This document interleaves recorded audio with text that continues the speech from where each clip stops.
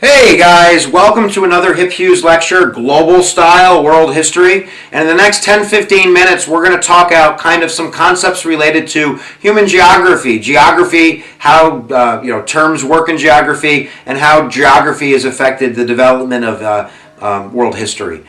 This is, probably, I'm going to keep it short and sweet because I don't want to kind of get lost in details here. But I definitely think that I've seen this geography essay on the exam almost more than any other essay. So if you can't write about two geographical features that influence the development of a people or a society, you are dead. Don't show up. Play sick. So geography is pretty important.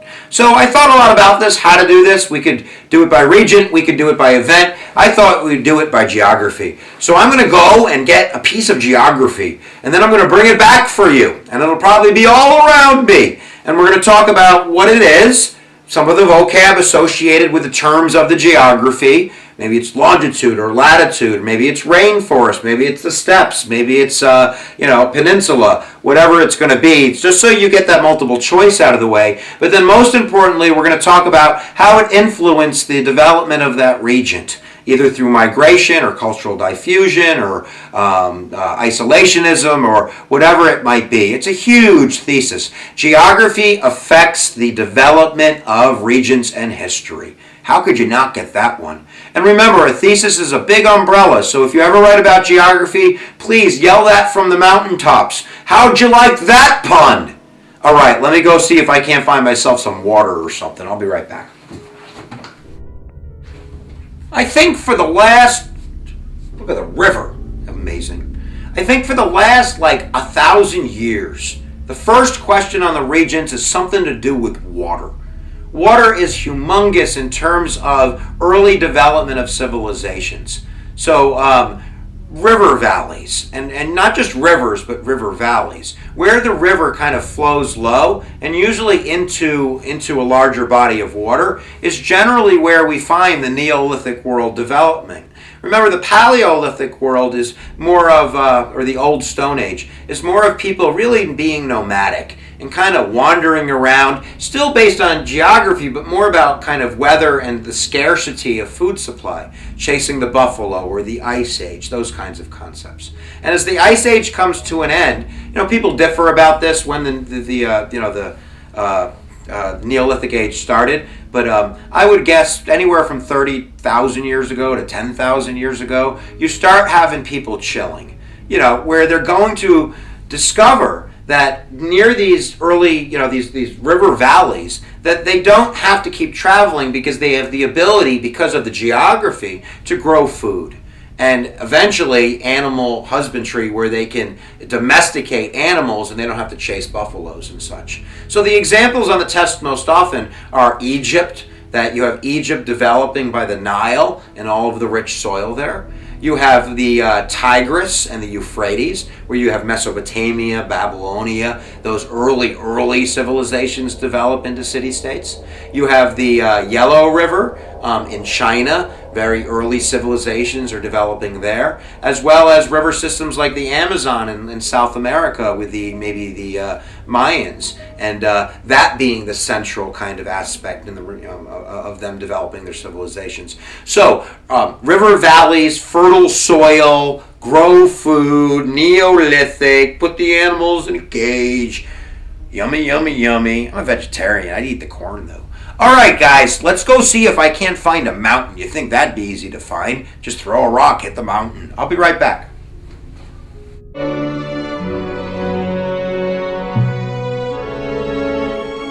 I found a couple mountains. I found the Himalayas and the Andes. Well, obviously mountains are mountains, right? I mean, we don't have to explain what a mountain is, for goodness sake, look at it. But we're going to definitely make sure you have a paragraph to write about mountains. That there's a positive attributes of having a mountain range in your backyard, and there's definitely going to be a negative attribute as well. For the positive, I would definitely look at the Himalayas. Some of the tallest peaks in the world are in the Himalayas, in the northern border of China and Tibet. And the positive is, you're not going to get invaded. I mean, who the heck's going to come over the Himalayas with an army? Maybe Hannibal or something. But the concept is that it's really going to create a barrier so you can develop your society and not worry about, like in Europe, where you have lots of wars and you have flat land and you have people coming in your backyard. So write about that. Write about how early Chinese civilizations really didn't have to worry about too much warfare and could concentrate on their golden ages and arts and literature and different ways of thinking in that nature, rather than worrying about fighting every other day because Jimmy Crack Corn's coming over to beat me up. The Himalayan mountains protect China. Now, the negative. The negative, probably the best example I can think of, there's more than a few, but I would probably go to the Incas. The Incas didn't last too long, a couple hundred years, 300-400 years, but the Incas have the Andes Mountains that are wrapped up right against their shoulder. Incas were in the Peruvian area, kind of that western edge of South America, and the Andes run kind of straight through that western side. So the problem is you have a lack of cultural diffusion. Cultural diffusion is like gas that keeps you going. New ideas, raw materials, new products, new ways of thinking, new languages, meeting other kinds of people, developing alliances. It's good to be able to have cultural diffusion. And when you have a big butt mountain range on your right shoulder, you're not going to have a lot of that. So you're going to live in isolationism. You'll be safe, but you're not going to modernize, you're not going to develop. Not only that, but if you think about how geography can do that, what's on their other shoulder? The Pacific Ocean. So they're trapped by barriers. Geography influences the development of human beings. And that would be the Andes and the Incas through isolationism and a lack of cultural diffusion. So I think that I'm ready to go find something else. We'll probably just go get something big. I'll be right back with you here now.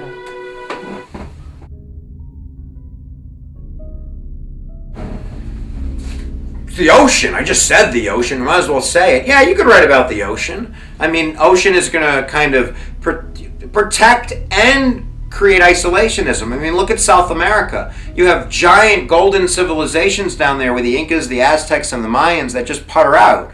They putter out because they don't have access to new technology, or they don't have access to trade routes, and they don't have cultural diffusion because they're trapped by water on either side, and they have the Andes Mountains, then they have the Amazon jungle. So when you have all of that geography, Africa as well. Africa is trapped by oceans on either side. You have Europe in the north, but still the same. You have the Sahara Desert, or not the Sahara, the Kalahari Desert. You have huge mountain ranges and plateaus, and you have all of these divisions that create a lack of cultural diffusion. So look, why is there so many countries in Africa? Colonialism has something to do with it, but there's just lots of different tribal groups of Africa because of geography. On a positive front, oceans can be cool too. If you're Korea, the ocean's going to do you good. Japan can't attack you, right? China can't come in. So that protection aspect. But also, you have an endless food supply, right? Japan relies on fish and the ocean in order to feed itself. It has a very small, rocky kind of geography, so they're not going to be growing too much food, and they're not going to have too much cattle, so the ocean is going to basically be there for them. So the ocean can be a great example, and a very easy one, to argue that it creates a lack of cultural diffusion, but at the same time it protects you from invasion. So hang your hat on that one right there. Let's go see if we can't find something else. Coastlines. Yeah, that's a good one right there. Kind of where the land meets the water. And the geography of your coastline can really make it or break it for you. So here's two great examples that you could write about. The British Empire, or the British Islands, right? Very irregular coastline. You ever see like a picture of a postcard with like some lady on a beach and a guy, and it says England on it? No! Because they don't have a lot of sandy beaches. It's very rocky and cut hardcore and irregular. So a couple things. Number one, you're not going to get invaded very well, right? That's why the Nazis can't invade, and that's why they don't really get invaded. They have that English Channel in the Atlantic Ocean to protect them with their irregular coastline. So it makes it really, really difficult for anybody to be able to mess with you. And at the same time, it's going to influence the development of your military. If you're surrounded by water, what aspect of the military would you think might be pretty important to have? Did you say it? Did you say boats and Navy? Yeah, the British Empire, they started early because of their geography. So they're going to build one of the biggest navies in the world, and because of that, they're going to be able to be one of the leaders in imperialism and colonization and, enriching themselves. Geography influences the development of a people's and its culture and history. The other example that I think I would give it to you would probably be the geography or the coastline of North and South America. Much nicer, right? Ever been to the Keys in Florida? Sweet! Virginia Beach? Wow, it's nice there. Go to Brazil, beautiful beaches. You're going to get invaded.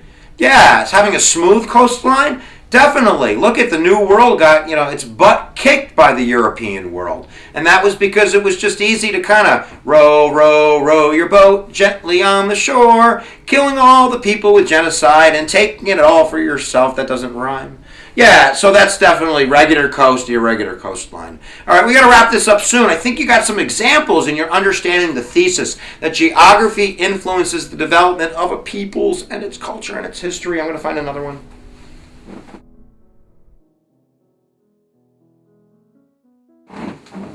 I'm just going to throw a few at you just in case you get the multiple choice. Islands, that's geography. Obviously, Japan is an island, right? Remember when Japan got colonized? You remember that? Yeah. No, because it didn't happen. Because they're islands, and it's really hard to colonize islands because how do you get there? You need a navy, and oh my goodness gracious. You also have the concept, like I said, of England. It's being an island. Remember, England's an island. So that's going to protect it. Islands have great protection, but they also can isolate. In Japan, for instance, they have a very kind of ethnocentric way of thinking about themselves in the 1800s. Remember Boxer Rebellion? How's that for a curveball? But yeah, definitely, they're nativistic in a sense, or xenophobic, because they're so isolated because they're islands. Rainforests, right? The really wet, marshy jungles of South America, that's going to create a lack of cultural diffusion and separate, different, distinct cultures that are going to grow up because of that, because it separates and it divides. And then I would think deserts. I mean, the Sahara Desert in Africa, in lower Africa, and the Kalahari in the Middle East. I'm messing up my deserts. That's a shame. But deserts are definitely going to be something easy to write about. Write about how they separate African cultures and that they don't allow for trade and they allow for more tribalism and isolationism and that's not always a great thing. But they also protect you from invasion. So that's a lot of geography for you. I hope that you got some examples, and especially, I'm telling you, here's the essay. Geography, theme. Geography influences and affects the history and development of the peoples and its regions. From the following list, choose 2 geographical features and provide an example. Yeah! Rainforest, islands, rivers, oceans, mountains, coastlines. You can do this, guys. All right, it's not that hard. Just put your thinking skills on, be smart about it. And one of the greatest strategies for multiple choice, at least, is put yourself in the question. If it says which of the following affects an island, be the island, man. Be the island and say the answers, and one of them should hopefully feel really good. So I'm going to leave you guys now. Geography and the influence on development of places and cultures and people. And where attention goes, I'll tell you something, energy flows.